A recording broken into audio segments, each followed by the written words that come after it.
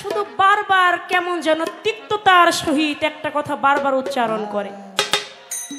এটা কেন যে করে এটা আমি বুঝতে পারছি যে বারবার উল্লেখ করার কারণটা কি বুঝতে গেছি। হ্যাঁ, সামনে এতগুলো ক্যামেরা, মানে কেমনে আমার একটু দোষারোপ করা যায় আমি একটু শরিয়ত সরকার বাবাজির মতো একটু জেল খাটতে পারি কিনা। এই যে যে একটা কথা বারবারে শুধু বলে যে অনেক গুরুরা ব্যবসা করে।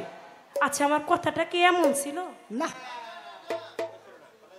কথাটাকে বারবার আপনি খারাপ দিকে টেনে নিচ্ছেন কেন? আমার কথাটা তো এরকম ছিল না। আমি বলছি আপনি বলতেছেন, আপনি যেভাবে বলতেছেন আমি মনে হয় সব পীরের কথা বলছি, পীরেরা ব্যবসা করে, এরকম তো না রে ভাই। আমার কথাটা ছিল কিছু কিছু দরবার আছে যারা পীরগিরিটাকে ব্যবসায় পরিণত করে নিয়েছে। সত্য কথা। কিছু কিছু দরবার আছে যেটা সত্য আল্লাহর ওলি, তারা আমাদেরকে আখিরাতের যে পথ সেই পথে আমাদেরকে ধাবিত করে। এখন আমরা যারা আম মানুষ আছি, আমরা যারা অজ্ঞানী আছি, আমরা কেমন করে একজন আসল গুরুকে চিনতে পারি? কথাটা ছিল আমার এইখানে। বারবারে আপনি কথাটাকে নিচে নামান কেন? আমার কথাটাই ছিল ওইখানে যে কেমন করে আমরা একজন আসল গুরুকে চিনতে পারি। গুরুরা ব্যবসা করুক আর যাই করুক না কেন, আমি ভক্ত বাবা, আমার ভক্তি যদি ঠিক থাকে আমি পার পাইতেও পারি। কি বাবা, দয়াল এক কথা বলে দিলেই তো হইতো, ব্যবসা করুক আর যাই করুক, তোমার ভক্তি ঠিক থাকলে তুমি পার পেয়ে যাবা। এই কথাটা বললে তো আর এত বারবার এই কথা বলতে আপনার হয় না। ওই যে একজন ভক্ত ছিল, গ্রামের মধ্যে অনেক মানুষ মুরিদ হইছে। এখন আরেকজন লোক বাড়ির পাশে, ও আর ওর স্ত্রী বলতেছে যে গ্রামের অনেক মানুষ মুরিদ হইছে, আমরা তো আর আসল পীর, আসল যারা আল্লাহর ওলি, এরকম একজন আসল গুরু যদি পাইতাম তাহলে তার হাতে হাত ধরে আমরা দুজনও মুরিদ হইতাম। এখন ওরা আর ওই পীর খুঁজে পায় না। অনেক মানুষ আছে কিন্তু বাবা, আমি কিন্তু আমার থেকে কথা বলি না, আমি অনেক মানুষের মধ্য থেকে আমি কথা বলতেছি আজকে। আমার জন্য না, আমি অনেক মানুষের জন্য আজকে আপনার কাছে কথা রাখছি। তাই কিছু মানুষ কিন্তু আমাদের সমাজে আছে বাবা, কয় মুরিদ হব কি, পীরই তো খুঁজে পাই না, এরকম বলে না। কার কাছে মুরিদ হব? পীর তো চোখে দেখি না, গুরুই তো খুঁজে পাই না, এমন বলে। কিন্তু আমি তাদের থেকে কথা বলছি আপনার কাছে। তো সেখান থেকে সে বলে মুরিদ হব, আসল পীরই তো খুঁজে পাই না। মুরিদ হইতে পারি আমার ঘরে, ওদের আবার একটা তেমন বড় ঘর না, একটা টিনের ঘর, ঘরের মধ্যে আবার বাঁশের চাটাই দিয়ে একটা মাচা দিছে। বলে আমার ঘরের মাচার উপর কি আছে, এটা যদি কোনো পীর বলতে পারে তার কাছে আমরা স্বামী স্ত্রী মুরিদ হব, তা না হইলে মুরিদ হব না। এখন ওর ঘরের মাচার উপর কি আছে এটা কোন পিসাব কইতে পারবো? একটা বেকায়দাজনক কথা। তো এইটা স্বামী স্ত্রী রাত্রেবেলা দুইজনে বলা বলি করছে। ওই বাড়িতে আবার রাত্রে আসছিল একটা চোর চুরি করতে। রাত্রে আসছে চোর চুরি করতে, স্বামী স্ত্রী দুইজনে মিলা যখন এই কথা বলছে, মনে মনে চিন্তা করে সারা জীবন তো চুরি করলাম, দেখি সকালে একটা ব্যবস্থা করা যায় কিনা। সকালবেলা একবারে একচার আল্লাহর ওলির যে পোশাক, ওই চোরটা একটা পিসাব পিসাব বাপ নিয়ে ওর বাড়ির সামনে দিয়ে যায়। এখন বারবারই শুধু বলে হক মাওলা। তা ওই ভক্ত আর ভক্তর বউরা মনে মনে চিন্তা করতেছে, কিরে ওদেরকে দেখতে না ঠিক বাবা বাবা লাগে, উনারা তো মনে উনি একজন পিসাব, তা উনার কাছেই আমরা মুরিদ হওয়াটা যাই, দেখতেও তো কত সুন্দর। যায়া বলতেছে, আচ্ছা দাঁড়ান, আপনি কি মুরিদ করেন? বলে কি বলো তুমি, তুমি আমারে দেখা বুঝো না আমি কে? বাবা বাবা বাপ দেখাই তো কয়, মনে তো হয় আপনি একজন আল্লাহর ওলি, বাবা বাবা ভাব। তাহলে আপনি কি সত্যি মুরিদ করেন? বলে হ্যাঁ আমি মুরিদ করি। বলে মুরিদ করেন, ঠিক আছে, যদি আপনি বলতে পারেন আমার ঘরের মাচার উপর কি আছে, এটা যদি আপনি বলতে পারেন তাহলে আপনার কাছে মুরিদ হব, না হলে মুরিদ হব না। ওরা স্বামী স্ত্রী যখন বলা বলি করেছিল, ওদের ঘরের মাচার উপর রাখছে, ওর যেই স্ত্রী তার গলার ছিল হার, ওই হার রাখছে আর রাখছে হাতে দুইটা রুলি। এখন এইটা তো যখন বলা বলি করছে, এটা বলার সময় ওরা দুইজনেই কথা বললে সময় এটা বইলেই দিছে। তখন বলে এই আমি আগম নিগম যত কিছু আছে, আসমানের খবর আমি জানি, জমিনের খবর আমি জানি, সারা তারা একবারে তামাম দুনিয়ার খবর আমি জানি। তোর ঘরের মাথার উপর আছে তোর বোর গলার হার। পাইছি তো বাবারে, আছে তোর বউয়ের হাতে রুলি। এই তো বাবা, আর তো বেশি দূরে নাই। বাবা তো একবারে কাছেই চলে আসছে। বলে বাবা আপনারই তো খুঁজছি। বলে ঠিক আছে। বাবার হাতে তো হাত ধরে মুড়ি দিয়েছে। এখন চোরের তো কাম চুরি করা, ওর তো আর চুরি ছাড়া ভালো লাগে না। কিন্তু সেবা যত্ন এমন ভাবে স্বামী স্ত্রী দুজনে মিলে করতেছে, সেবা এমন ভাবে করে সর্বসময় তারা দুইজনে কেউ গুরুর কাছে থেকে সরে না। আর ও রাত্র হইলে চিন্তা করে আমি কোন সময় চুরি করব, ওই মাথার উপর থেকে রুলি আর ওইটা নিয়ে আমি পালাবো। কিন্তু কোনো মতেই সেটা আর পারে না। এমনি ভাবে বলতেছে, যা। যখন স্ত্রী এবং ভক্ত একটু সরে গেছে, ভক্তের বউ আর ভক্ত, তখন মনে মনে বলতেছে যে আসলাম চুরি করতে, এখানে আইসা পিসা বইও বেকায়দায় পড়লাম, আমার ঘরের বউ বাচ্চা না জানি না খেয়ে রয়েছে। এই কথা বলা মাত্রই ওই ভক্তের ছেলে ছিল ওইখানে, ওই কথাটা শুনছে। শুনে বলে আপনি তাহলে আসল গুরু না আপনি একজন চোর? এইটা আমি আমার বাবা মায়ের কাছে বলে দেব। এটা যখন বলছে, বলা মাত্রই ওই ছেলেটাকে হাতের মধ্যে থেকে ওই ওর যে অস্ত্রপাতি ওইটা খাটের নিচে রেখেছিল, ওইখান থেকে বের করে ছেলেটাকে এক কোপ দিয়ে কাইটা ফেলাইছে।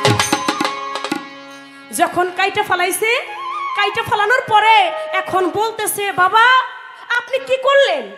আপনি আমার সন্তানকে আপনি খুন করলেন, হত্যা করলেন। না, এটা আমার বিশ্বাস হয় না। আমার গুরু আমার সন্তানকে মারতে পারে না। দয়াল গো, আপনি বসেন। আপনি আমার সন্তান মারছেন, সন্তান আমি অনেক পাবো। আপনি বসেন, আপনার সেবা যত্নটা আগে আমার করতে হবে। আপনার সেবার ত্রুটি আমার করা যাবে না। গুরুকে একটা বলের মধ্যে পানি নিয়ে পাটা ধোয়াইছে। পা ধোয়াইয়া গুরু ভজন করবে, এমন সময় একটু পানি, ওই পা ধোয়া পানিটা ছিটা গিয়া ওই সন্তানের গায়ে পড়ছে। যখন সন্তানের গায়ে পড়ছে, ওই সন্তান জিন্দা হয়ে গেছে, সন্তান ভালো হয়ে গেছে। এখন চোরে কয়, কিরে আমার পায়ের মধ্যে এত কেরামতি আমি জানি না? আমার পা ধোয়া পানিতে এই ভক্তের ছেলে ভালো হয়ে গেল, আমার তো আর এখানে থাকা যাবে না। পরের দিন সকালবেলা ওই ভক্তর বউকে বলে, বাবা রে কতদিন হয় তোদের বাড়িতে আসছি, এবার একটু বাড়িতে যাই, বাড়িতে গিয়ে একটু বাড়ির খোঁজ খবর নিয়ে তারপর আবার তোদের কাছে আসবো। বলে ঠিক আছে। বাড়িতে চলে গেছে। বাড়িতে যাবার পরেই স্ত্রী বলতেছে, কি খবর, এতদিন আপনি কই ছিলেন? এতদিন তো আপনার কোনো খবর ছিল না, ঘরে চাল নাই ডাল নাই, ছেলে সন্তান নিয়ে কি খাবো কিছুই বুঝে উঠতে পারছি না, আপনি ছিলেন কই? এই কথা কম বলবি, তুই বর্তমানে আমার খবর জানোস? কয় কি বর্তমানে কি খবর আপনার? কয় বর্তমানে আমি কিন্তু একজন পিসাব। এই কথা শুনে বউতে কয়, চোরের আবার পিসাব, বুঝেনি তো বউদের কথা। কয় কি তুই আমার চোর কইলি? চোরের আবার পিসাব কইলি? যা, তোর আর দুনিয়ার বুকে আমি রাখবো না। এইটা বইলাই ওই স্ত্রীকেও কতল করে ফেললো। যখন স্ত্রীকে হত্যা করলো, চোরের মা এসে বলে, বাবা তুই কি করলি? তুই যে তোর স্ত্রীকে খুন করলি, এখন তো থানা পুলিশ হবে, তোকে এসে ধরে নিয়ে যাবে, তোর উপায় হবে কি?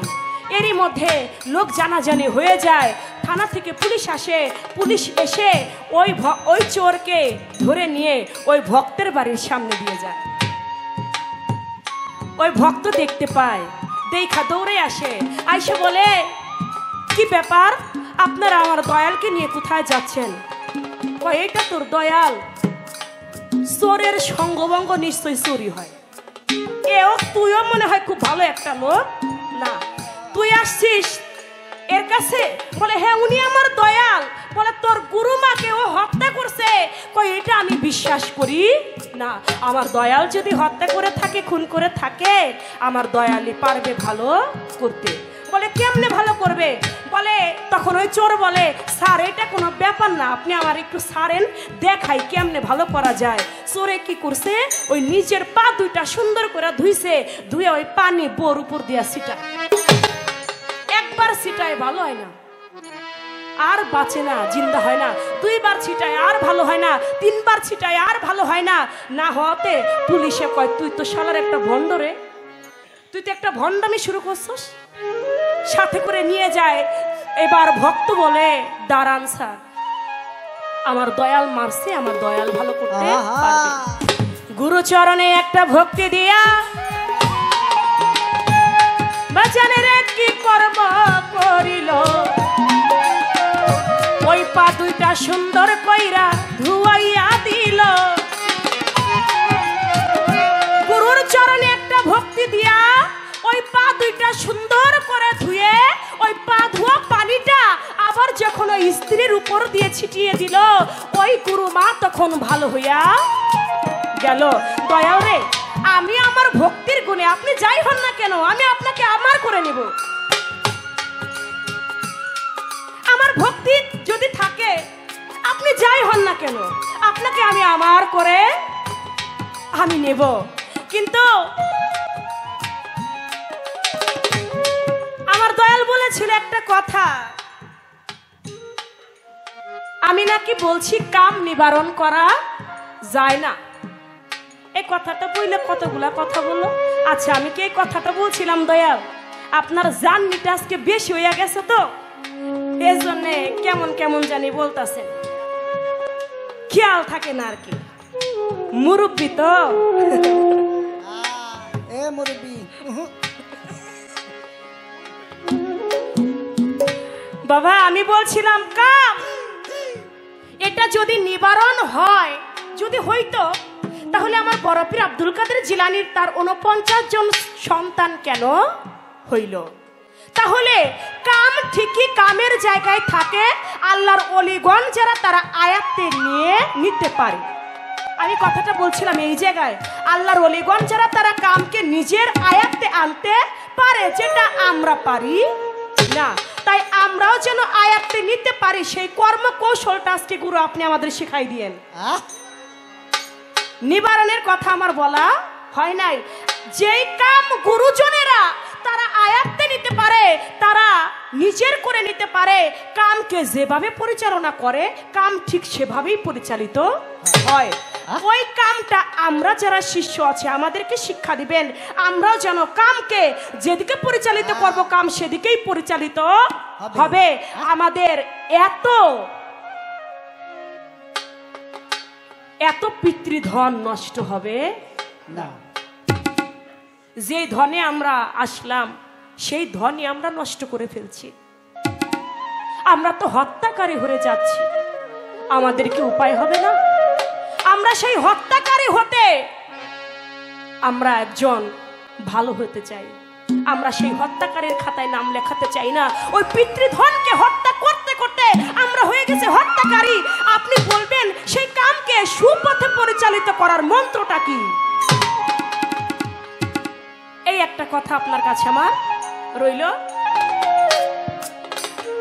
দয়ালে আমাকে প্রশ্ন করছে, তাও একটা না দুইটা, দুই পিস। কোরআনে কোন সূরায় গুরু এবং শিষ্যের কথা আছে? গুরুর কথা যদিও তেমন পাওয়া যায় না, কিন্তু শিষ্যর নামটা উল্লেখ আছে। এটা কোরআনের কোন সূরায় আমি বলবো, কিন্তু আর একটা কথা বলছে। সেই প্রশ্নটা কি? বলে তোমার বাড়ি তো ভাঙ্গা। আমারও যাইতে ইচ্ছা করে, কিন্তু ভাঙ্গা জায়গায় কেমনে যাবো? একবার যাইয়া দেখেন, জায়গার ভাঙ্গা নাই। ভাঙ্গা যে জায়গাটা এখন বর্তমানে দ্বিতীয় সিঙ্গাপুর হয়ে গেছে গা। সিঙ্গাপুর সিঙ্গাপুর অনেক মানুষ যায় ঘুরতে দেখতে যে কেমন, যে গোল চত্বরটা হইছে, ওই গোল চত্বর থেকে আমার বাড়ি যাইতে লাগে মাত্র 8 মিনিট। ওইখানে আপনি যাবেন, আমার বাড়িতে বেড়াইবেন, একটু সেবা যত্ন নিবেন, আপনাকে দাওয়াত রইল। আপনি যাইয়া দেখেন, ওইটা নামে ভাঙ্গা কিন্তু কামে ভাঙ্গা না। পৃথিবীর সব জিনিসই ভাঙবে। এখন বলে যে আপনি ভাঙ্গা থেকে কেমন করে আসছেন? বাবা, দুনিয়ার বুকে যারা এই পৃথিবীতে এসেছে কেউ না ভেঙে দুনিয়ায় আসে নাই। আমরা সবাই ভাঙ্গা থেকেই উৎপত্তি হয়েছি। আগে ভেঙেছে পরেই তো গড়েছে, না ভেঙে কি গড়া যায়? আগে ভেঙেছে বলেই গড়েছে। এখন তার কথা, আপনি আসছেন গুরুর বাড়ি, ওই ভাঙ্গা থেকে আপনি কেমনে, কোন গাড়িতে আপনি আসছেন? এসেছি আমার মনের গাড়িতে। আমার মন টেনেছে আমি টিপু শাহর দরবারে যাব। দেখেন, একটা টাকাও বায়না দেয় নাই কুরবান ভাই, এক টাকাও বায়না দেয় নাই। বলে আমাদের দরবারে কোন শিল্পীর বায়না দিই না। আমি তো আর জানি না। আমি কই ভাই আপনি বায়না করলেন কিন্তু বায়নার টাকা তো পাঠাইলেন না।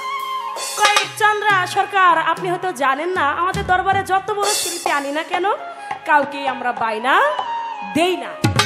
যখন এই কথা বলছে আমি বলছি বায়না দিয়ে কি করবো, টিপু শাহর নাম শুনছি, আগে ওই দরবারে একটু যাই। এই যে আমার মনের টান, এই যে আমার হৃদয়ের টান, এই হৃদয়ের টান দিয়েই, এই হৃদয়ের গাড়িতেই আমি আমার আজকে টিপু শাহর দরবারে এসেছি। প্রত্যেকটা মানুষের যদি অন্তরের টান না থাকে, হৃদয়ের গাড়ি যদি তার না চলে, সে কখনোই টিপু শাহর দরবারে আসতে পারে।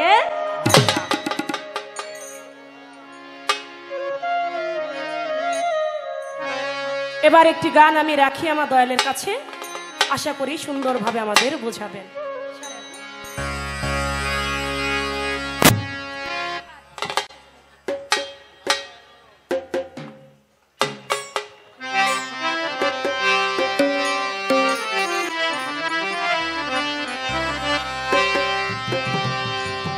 এই দেহের উত্তর দক্ষিণ পূর্ব পশ্চিম কে রয়েছে কোন শহর?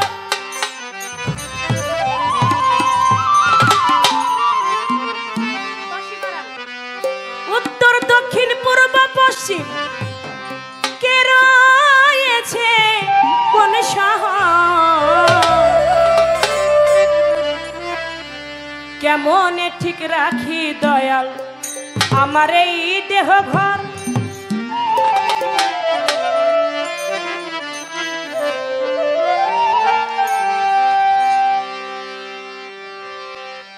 কেমনে ঠিক রাখি দয়াল আমার এই দেহ ঘর?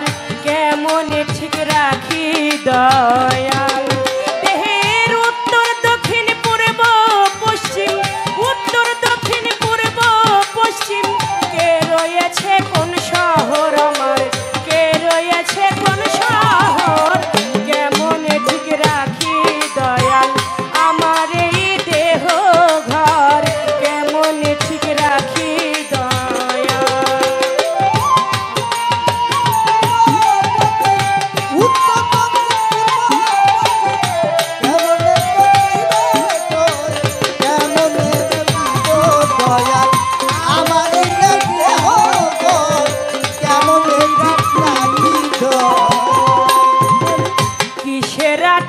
কিসের বেড়া বাজান কত হার কত জোড়া? কিসের আঠন কিসের বেড়া,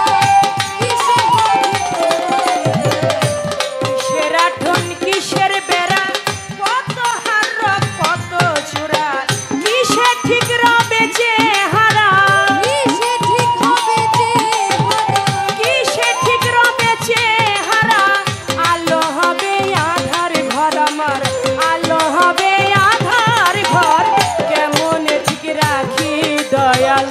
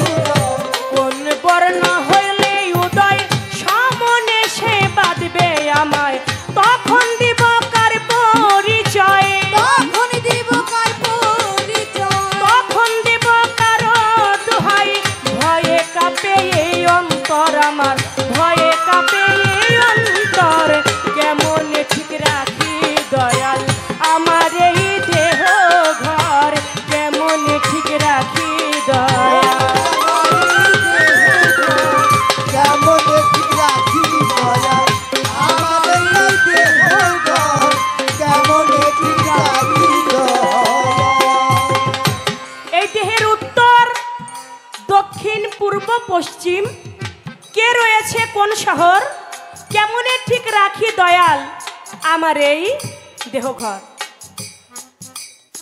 বাহ্যিকভাবে যেমন আমরা পশ্চিম উত্তর দক্ষিণ এমনিভাবে পশ্চিম দিকে আমরা নামাজ আদায় করি, এটা যেমন বাহ্যিকভাবে আছে, ঠিক দেহের ভিতরেও নাকি দেহের ভিতরেও নাকি উত্তর দক্ষিণ পূর্ব পশ্চিম এটা আছে।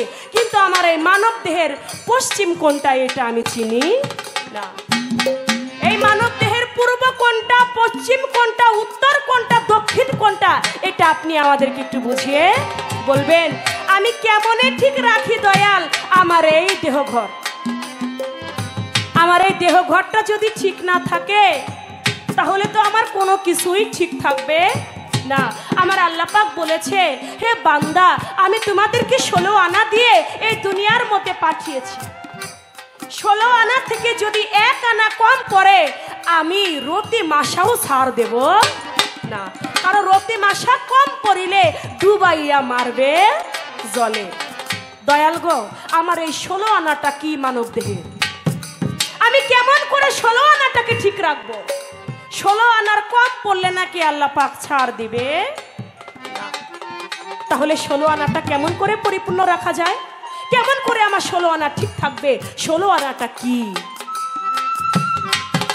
কিসের আঠন, কিসের বেড়া, কত হার রক কত জোড়া, কিসের ঠিক রবে চেহারা, আলো হবে আধার ঘর।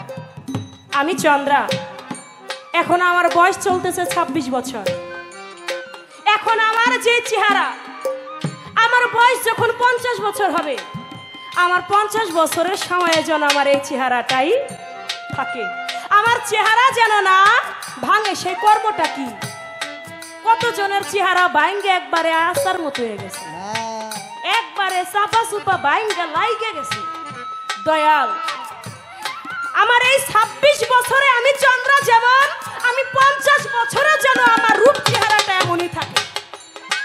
আমার কোনো ভাঙ্গনি যেন না লাগে। কেমন করে চেহারাটা ঠিক থাকবে? কোন সাধনা আর বলে?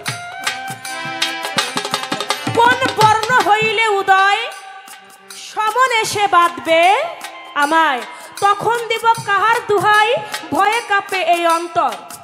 দয়াল রে, আমার দেহের মধ্যে কোন বর্ণ উদয় হইলে আমি বুঝতে পারবো দুনিয়াতে আমি আর বেশি দিন থাকবো না। এই দেহের মধ্যে নাকি এমন একটা বর্ণ উদয় হয় যখন আপনি চলে যাবেন, চলে যাবার কিছুটা আগ মুহূর্তে সেই বর্ণটা আপনার উদয় হয়। আর যখন ওই বর্ণটা আপনি চিনতে পারবেন তখন আপনি নিজেই, আপনি আপনার আত্মীয় স্বজন সবার কাছে বলতে পারবেন, আমি আর থাকবো না, আমি আগামীকালই মারা যাব।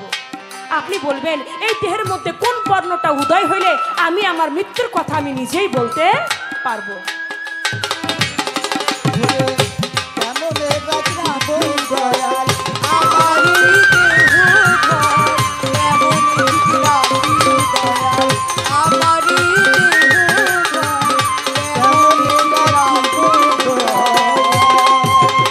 উঠবে কোথায় মৌতের নিশান, ফানা হবে দেহ ঘর খান।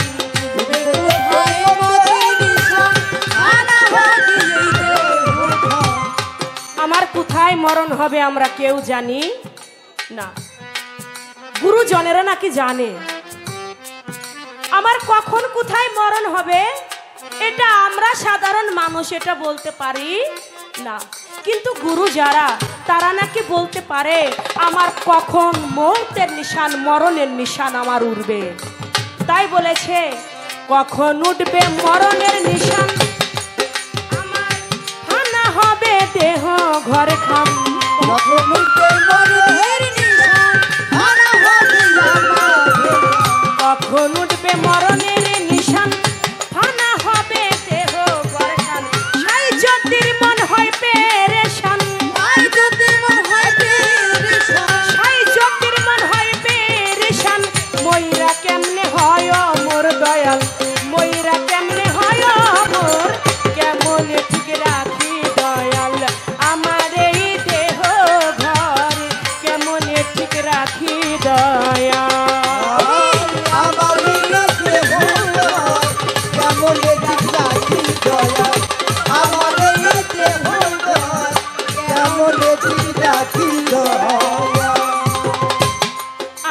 গুরুজি, আমি তো শিষ্য, যে কিছু জানে না। আজকে তো আমি আসছি আপনার কাছে জানতে। আপনি যদি আমার কাছে প্রশ্ন করেন, তাহলে আপনি তো আমার সব খবরই জানেন। আমি কি জানি আপনি তাও জানেন। আপনি যেহেতু আমার গুরু, আমি কি জানি না তাও আপনি জানেন। আপনি আমার ঘরের খবরও জানেন, আপনি আমার বাড়ির খবরও জানেন, আপনি আমার আত্মার খবরও জানেন, আপনি আমার মনের খবরও জানেন। এখন সবই তো আপনি জানেন দয়াল। এই কথাটার জবাব আমি জানি কি জানি না এইটাও আপনি জানেন। তারপরও আপনি আমাকে প্রশ্ন করছেন, কোরআনে কোন সূরায় এই গুরু শিষ্য আছে? যদিও গুরুর নামটা তেমন পাওয়া যায় না, শিষ্যর নামটা উল্লেখিত আছে। এটা কোন সূরায় কত আয়াতে বলছে না এই কথাটা? হ্যাঁ, বলছে বলছে। সেটা কার কথা আছে? আপনারা সবাই জানেন, যিনি জিন্দা পীর খিজির আলাইহিস সালাম, তার কাছে কে গিয়েছিল? তার কাছে গিয়েছিল মুসা করিমুল্লাহ ওয়াজহু। মুসা কারিমুল্লাহ ওয়াজহু তিনি গিয়েছিলেন। এটা কোন সূরায় আছে? সূরা কাহাফ নবম রুকুর মধ্যে এটা উল্লেখ আছে। কোন সূরা? সূরা কাহাফ নবম রুকুতে এটা উল্লেখ আছে। মুসা নবী গিয়েছিল খিজির আলাইহিস সালামের কাছে জ্ঞান অন্বেষণ করবার জন্য। আমরা যেমন পীরের কাছে যাই জ্ঞান অন্বেষণ করবার জন্য, তেমনি ভাবে মুসা নবীও নিজেকে অনেক বড় জ্ঞানী মনে করেছিল। তিনি বলেছিল, আমার থেকে জ্ঞানী বোধহয় দুনিয়ার বুকে আর কেউ নাই। আমার আল্লাহ বলে, মুসা তোমার থেকেও জ্ঞানী আছে। বলে, আমার থেকে জ্ঞানী আছে? আমি একজন নবী, আমার থেকে জ্ঞানী হয় আবার কেমনে? বলে, হ্যাঁ তোমার থেকেও জ্ঞানী আছে, সে সাগরের তলদেশে বসত করে। সুবহানাল্লাহ। বলে, আমি তাকে দেখতে চাই, সে আমার থেকেও জ্ঞানী, আমার থেকেও বুজুর্গ, আমি তাকে দেখতে চাই। বলে, তাকে যদি দেখতে চাও, একটা ভাজা কই মাছ থলেতে করে নিয়ে তুমি যাবে। ওই ভাজা কই মাছটা যেখানে গিয়ে তাজা হয়ে যাবে, ওইখান দিয়ে একটা রাস্তা তৈরি হয়ে যাবে। আর ওই রাস্তা দিয়ে হাঁটতে হাঁটতে তুমি গিয়ে ওই আল্লাহর ওলি, যিনি জিন্দা পীর খিজির আলাইহিস সালামের সন্ধান পাবে। আমার আল্লাহ পাক বলেছে, আমি খিজির আলাইহিস সালামকে, আমি আল্লাহ আমার খাস দরবার হতে তাকে ইলমে লাদুনি দান করেছি। সূরা আরাফ, সূরা কাহাফ নবম রুকুর মধ্যে এটা উল্লেখ আছে। আমি এ পর্যন্তই বলা কওয়াটা রাখলাম। এবার আমার গানে যে কথা আছে, এই কথাগুলি আমার দয়ালের কাছে আশা করি সুন্দরভাবে জবাব করবে।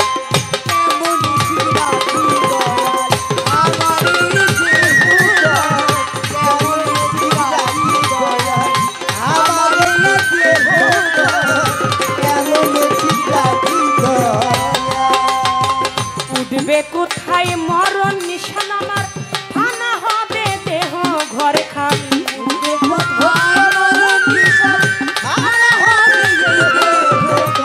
উঠবে কোথায় মরণ নিশান, ফানা হবে দেহ ঘর খান। সাই জ্যোতির মন হয় পেরেশান, সাই জ্যোতির মন হয় পেরেশান। ময়রা কেমনে হয় আমার দয়াল, ময়রা কেমনে হয় আমার, কেমন ঠিক রাখি দয়াল আমার এই দেহ ঘর, কেমন ঠিক রাখি দয়াল।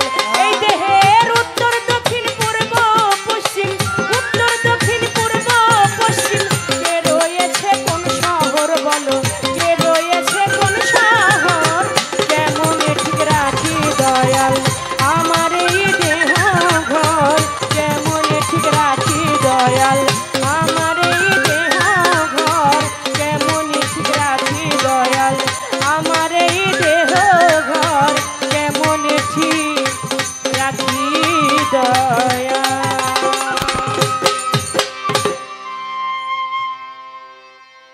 হয়ে গেল গান। সালাম বলে, গফুর তো আসছে বাবা। বলে, কোথায় তাহলে গফুর?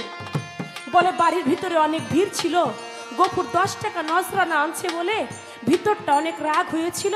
রাগের মাথায় ওরে বলেছিলাম গরুর ঘরের পিছনে গিয়া বইতে। আমার মনে হয় পাগলটা ওইখানে আছে, যাইয়া দয়াল রজ্জব শাহ বলে, কি করেছিস? আমার গফুরকে কেন ওই জায়গায় বসতে বলেছিস? দৌড়ে গিয়ে রজ্জব শাহ দেখে গফুর পাগলা গোবরের মধ্যে বৈশা শুধু দয়াল রজ্জব শাহ বইলা দু চোখের পানি ছেড়ে দিয়ে আজকে আমার দয়ালের মতো যারা আজকে যেই টিপুসার আশেকের মতো দু চোখের পানি ছেড়ে দিয়ে কাঁদছে। দয়াল রজ্জব শাহ গিয়ে বলে, বাবা গফুর তুমি এখানে কেন? তুমি বাড়ির ভিতরে আমার সাথে দেখা করলা না কে? বলে, দয়াল রে, তোমার তো কত ভক্ত, কত টাকা পয়সার মালিক, আমি তো কাঙাল, এর জন্য তোমার দরবারে ভালো জায়গায় আমার স্থান হয় নাই, তাই আমার জায়গাটা এখানে হইছে। বলে, কে বলেছে রে তুই কাঙাল? কে বলছে তোর কিছু নাই? টান দিয়া বুকের মধ্যে জড়াই ধরছে, বুকের মধ্যে জড়াই ধরে কয়, গফুরে, আমি রজ্জব শাহ, আমার বাড়ি ওরস হয় 3 দিন, আজ থেকে আমি তোকে দোয়া করে দিলাম, তুই হয়ে গেলি আল্লাহর ওলি, তোর দরবারে ওরস হবে 7 দিন। আমার দরবারে ওরস হয় 3 দিন, আমি দোয়া করে দিলাম, তুই আজ থেকে আল্লাহর ওলি, তোর দরবারে ওরস হবে 7 দিন। ও বাজান, আমি আজকে আপনার চরণে, আমিও বড় কাঙাল, আমিও একজন কাঙাল, আপনিও আমাকে আপনার চরণে ঠাঁই দিয়ে আপনি আমাকে দয়া করে সেই পর্যন্ত আপনি আমাকে পৌঁছে নেবেন, আমি যেন কাঙাল ভেসে লাঞ্ছিত না হয়ে আমি যেন আপনার চরণ সেবায় আমিও যেন উৎকৃষ্ট হতে পারি, তাই বলেছে। তুই বিনে গালের বান্ধব রে,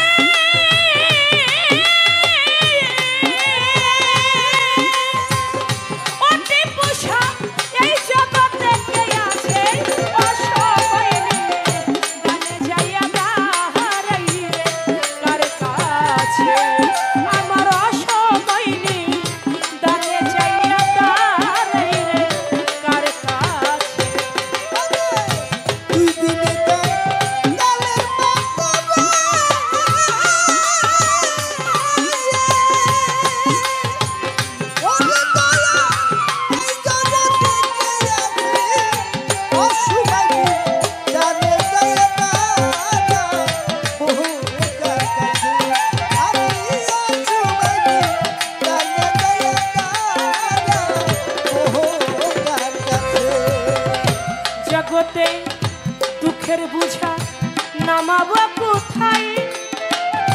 কুরবান ভাই দুঃখে বুঝা ভবে নামাবো কোথায়? যার কাছে যাই দেখি রে বুঝা রোমা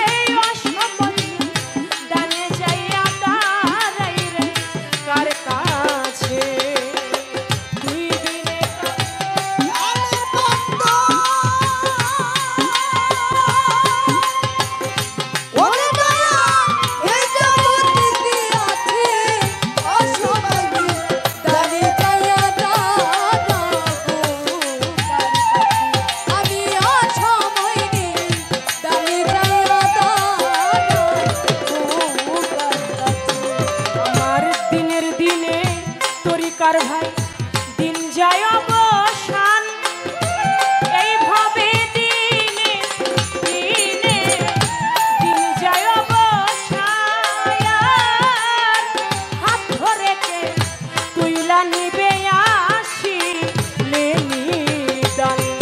ওরে আসিলে নিদান রে, আসিলে নিদান, হায়রে আসিলে নিদান রে,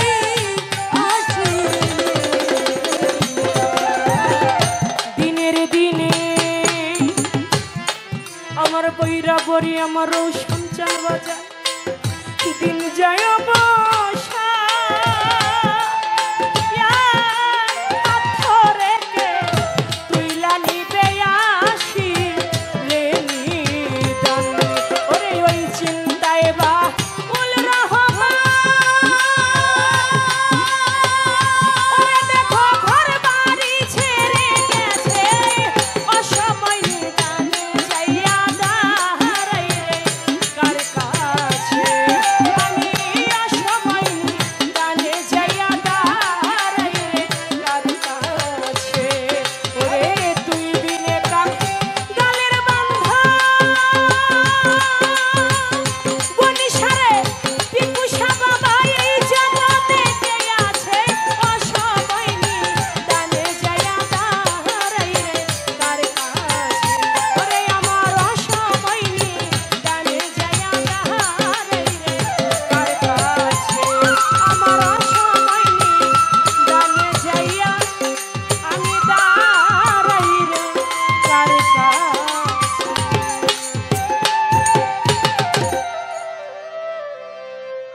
গানের মধ্য দিয়ে আলহামদুলিল্লাহ। শাহজাহান ভাই